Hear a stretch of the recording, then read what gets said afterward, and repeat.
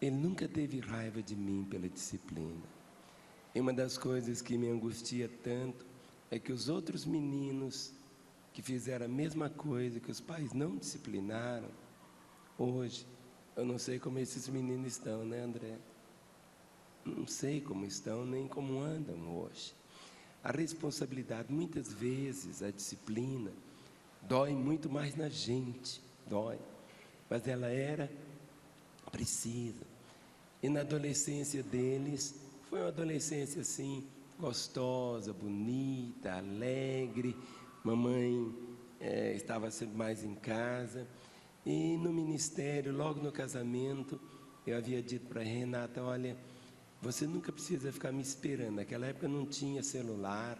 E a gente, na época a gente tinha as congregações, viajava muito. Não, mas teve dia de eu ligar para o zelador da igreja. Você está esquecendo. Não, nós já estamos chegando lá naqueles negocinhos de... Mas celular não tinha ainda. Não, eu ligava para o Dodô. Dodô, onde é que está meu marido? O filho do Dodô. Ele está numa reunião aqui ainda, pode dormir. Era uma outra realidade, a própria vida da igreja. Então tinha aquelas reuniões assim, com os diáconos, aqueles homens bigodudos, e que virava madrugada. Mas assim, você falou da adolescência tranquila, aí a Ana está lembrando, tem aqui, nós não estamos seguindo nada do papelzinho, mas a nossa cola está ali. Mas assim, nós tivemos momentos difíceis também na adolescência. A gente não tinha muito conhecimento de guerra espiritual. E eu me lembro que, por exemplo, o marido sai para o trabalho, né? A gente está falando trabalho porque pastor, diz que filho de pastor, alguém perguntou para o filho do pastor, o que seu pai faz? Não, meu pai não faz nada não, ele é pastor. Não é, pastor? Mas não é. Então, hoje a gente, é comum nós falarmos que o pai está para o trabalho, né? Foi para o trabalho, foi para a igreja. Então, a mãe está em casa, entra em oração mais, o pai está trabalhando, cuidando das coisas. Então, teve muitos momentos que os meninos também tiveram, como o Márcio teve, de questionamentos, né? Da adolescência. E o diabo investe mesmo na adolescência. Pais, atenção. Já comecem a orar pelo seu junior, pelo seu adolescente. Então, eu não conhecia, nós não tínhamos conhecimento ainda. E Deus me deu a direção em vários momentos. E não existia ainda o Desperta Débora. E como Deus trouxe, eu comecei a orar 10 minutos por cada um deles, em línguas. E não conhecíamos ainda a pastora Ezenete, que foi ela que Deus trouxe para... ajudar na vida dos nossos filhos. E eu comecei a orar na crise lá do Dedé, da Ana. A Mariana ainda era, né, foi 8 anos de diferença quando a Mari nasceu. A Ana tinha 8 anos, depois o Dedé tinha. A Mariana já foi uma adolescente, graças a Deus, porque ela aprendeu, né, Felipe? Graças a Deus. Ela aprendeu, ela já entrou com um entendimento espiritual. Então eu guerreava nos quartos, eu marchava 10 meninos e muito mais, e ungia as coisas, e guerreando, mandando embora os demônios, falava, solta meus filhos, vão aprendendo, solta a mente deles, André é do Senhor Jesus, Ana Paula é do Senhor Jesus, e mandava embora tudo, pombagira, vai embora, solta meus filhos, isso entendeu? E não tem direito na vida deles, eles são do Senhor, ele é de Jesus, e o André... Ele nunca teve, a Ana sempre, de pequena, ela teve um chamado missionário. Mas o André, nós alguma coisa, nós nunca falamos para eles que eles iam ser pastores. Nunca. E eles estudavam, queríamos que eles estudassem, né? E o chamado tinha que brotar do Senhor com eles. A Ana não. Sempre foi assim direitinho. Ela sempre falou. Não é que o Dedé não fosse. Não. Mas ele tomou 2 bombas no colégio. Mas era cada um é cada um. E foi tão interessante que se eu fosse lá e falasse com a diretora, porque foi uma coisinha de nada, ele iria passar. Mas eu não fiz isso. E hoje ele agradece a Deus por isso. Uma outra coisa que para nós vai ser muito bonito, é que quando eu fui casar, meu salário, eu tinha 3 salários. 3 salários mínimos era o meu salário.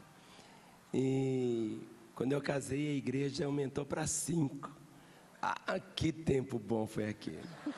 Uma maravilha. Mas os meninos, a Renata sempre cuidou deles, assim, eles andavam bonitinho, aquela roupa simplesinha, mas assim, tão bonitinho, tão arrumadinho. Minha mãe que costurava todas Costurava, fazia.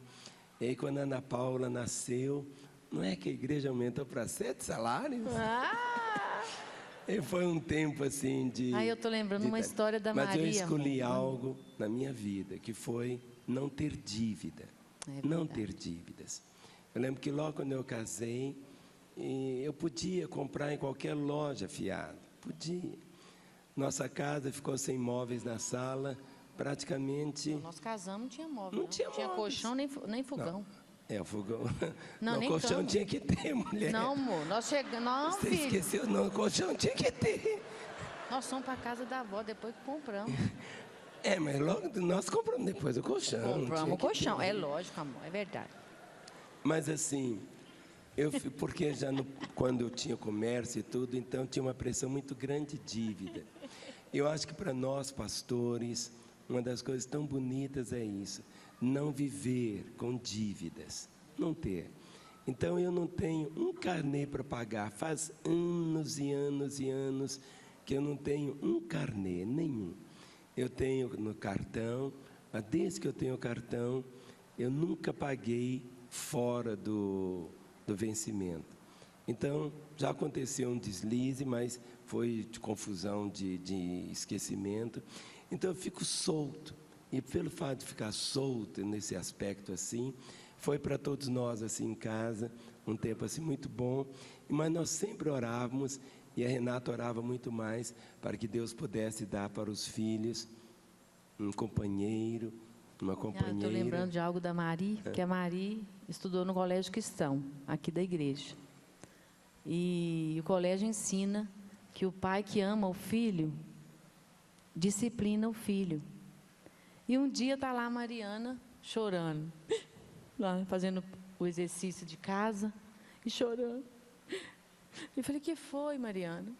Ninguém me ama nessa casa. Ninguém me ama nessa casa. Eu falei, que foi, Mariana? Ninguém me disciplina nessa casa. Falei, mas por que ninguém... A Maria sempre foi um anjinho assim, como os outros também são. Mas é porque, assim, existe... Eu conheci, Mariana tinha uma coleguinha que ela tinha sido expulsa de algumas escolas, porque existe menina que é mais levada, né? Não é porque toda menina é menina que é coisa. E ela também, assim, não é que não precisou, né? Aí fomos explicar para ela por que ela não recebia disciplina. Então, Então, assim, aí tivemos que explicar para ela isso. E a Ana está enfatizando, nós não desistimos dos nossos filhos. Teve momentos difíceis mesmo, que a Ana não queria, teve momentos que ela, enfim, entrou em crise. Tem o livro dela, né, do que ela escreveu, conta lá, que ela disse que queria, ficou em luto com o ministério. O Dé, com certeza, ainda vai escrever um livro dele, a Mari também. O Dé teve as fases, quando ele recebeu o chamado dele, foi lindo. Ele foi para os Estados Unidos, ele falou, eu não vou ser pastor. Eu falei, não, filho, você não vai ser pastor. Ele recebeu o chamado, ele foi para lá para estudar, aperfeiçoar o inglês. E lá ele recebeu o chamado dele. Então, assim, não podemos desistir, nunca. Não é falar, você vai ser pastor, eu sou pastor, você vai ser, não. Eu falava com ele assim, filho, você vai ser um crente que vai adorar o Senhor e um empresário, sei lá o que você vai ser, não era isso, Dedé? Eu falava, filho, você canta, né, que sempre cantou no Eu Chamar e tudo, e você vai ser não sei a sua profissão, você vai servir o Senhor. E aquilo que você for, você vai ser um melhor para o Senhor Jesus. Olha, só para terminar, a gente vai ter que conversar muito. Né, que você falou, não dá. Eu acho que uma das coisas assim tão importantes para nós pastores é que se nós perdermos, quando Jesus foi batizado, o Espírito Santo desceu sobre ele em forma de uma pomba e repousou sobre ele. Repousou sobre ele. Para nós no ministério, a gente sempre tem que estar pronto. Ou seja, em qualquer hora, porque muitas vezes a pessoa diz, vou pregar e passa 2 horas orando.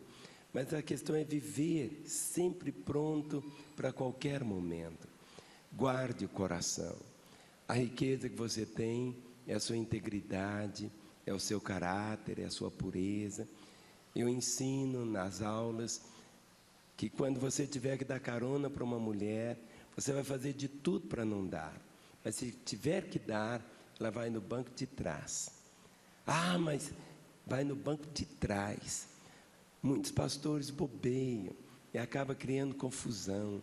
Guarde a sua integridade, guarde a sua pureza, guarde, não perca, não deixe nunca ter outro tipo de atitude que o Espírito Santo vai embora. Pediram para eu falar também alguma coisa que eu quero falar. Eu não entro na vida dos outros, ou seja, eu não sou uma cesta de lixo. Eu não procuro saber nada de escândalo de pastor, de confusão. Isso aqui para mim, eu não me alimento com isso. Os abutres gostam, o alimento que eles comem é exatamente isso. Mas procure se alimentar de outra maneira, procure ajudar, procure viver, procure ser aquela pessoa assim, amável, mas procure acima de tudo honrar o nome do Senhor. Isso. Lembro lá em casa, algo que a gente procura fazer, sempre até hoje, é verdade que muita coisa eu não conto para a Renata. Ou seja, eu não levo para ela nenhum tipo de peso, de situações. Ela vive o mundinho dela assim, que é o mundão. Às vezes, né, eu cheguei a ficar até com raiva, mas já aprendi, sabe? Falei, acho que é até bom não saber de nada mesmo, né, amor? O André fala assim, já venho de bem com a vida. Pode estar explodindo problemas, às vezes, que tem. Igreja, né, tem situações difíceis. Ele entrou na portinha da garagem, ele cantava, quem chegou nessa casinha, quem chegou nessa casinha. Feliz da vida, sempre assim, desde que eu casei. Ele nunca contou nada. A minha mãe fala assim, você não sabe de nada mesmo, né, Rê? Eu falei, ô, Glória, não sei de nada.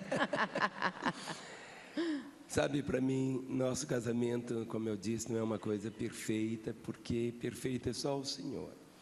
Nós sempre temos aprendido que muitas vezes a pessoa diz assim, essa foi a gota d'água que entornou o copo.